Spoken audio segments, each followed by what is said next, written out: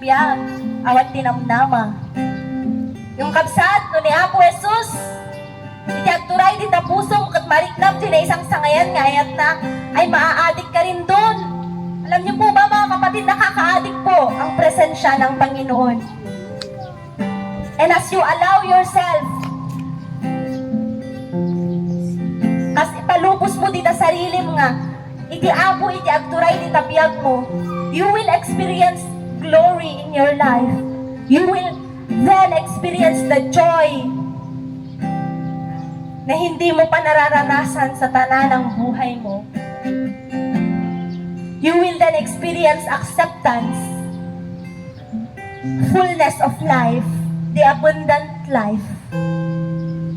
Nga kayat ni Apo Diyos nga iparanas ken ka. Kabsat, I just want to encourage you today. A glorious life is waiting for you.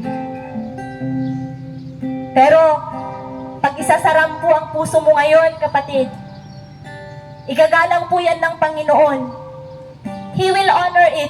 Kasi hindi po siya trespassing. Hindi Diyos tayo kat hanyag tatakaw kakabsat, hanyag trespasser. Only when you open your heart and say that, Lord Jesus, come to me, you will experience His glory. Pero pag sinasara mo naman yung puso mo ngayon, igagalang po yan ng